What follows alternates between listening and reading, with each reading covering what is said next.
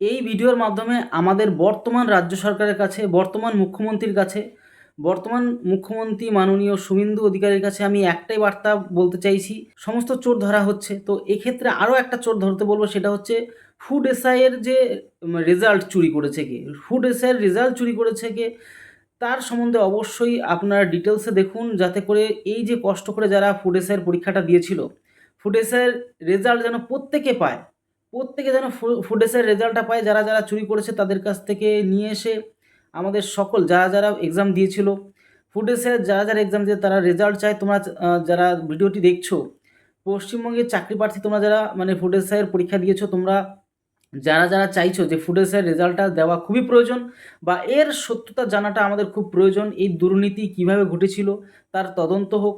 Food এসআইয়ের এই যে যারা দুর্নীতির সাথে যুক্ত ছিল, কারণ অনেক প্রচুর সংখ্যক মানে চাকরি প্রার্থীরা ভালো রেজাল্ট করেছিল, তাদের জীবন নষ্ট করে দেওয়া হয়েছে। তো তাদের যারা যারা এই চাকরি প্রার্থীদের জীবন নষ্ট করেছে, বা তাদের যে এত কষ্টের পরিশ্রমের মানে যে কষ্টের রেজাল্টটা তাদের যে দেয়া হলো না বা দেয়া হয়নি, তো কারা এই রেজাল্ট চুরি করলো, কারা এই সর্বনাশটা করলো, তাদেরকে যেন অবশ্যই জেলে ভর্তি করা হোক।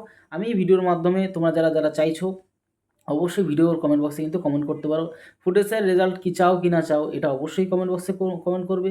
আর যারা এই ফুড এসআইয়ের রেজাল্ট নিয়ে দুর্নীতি করলো বা ফুড এসআইয়ের এক্সাম নিয়ে দুর্নীতি করলো, তাদের উপযুক্ত শাস্তি হোক, বা তোমরা কি শাস্তি চাও সেটা অবশ্যই কমেন্ট বক্সে জানাবে।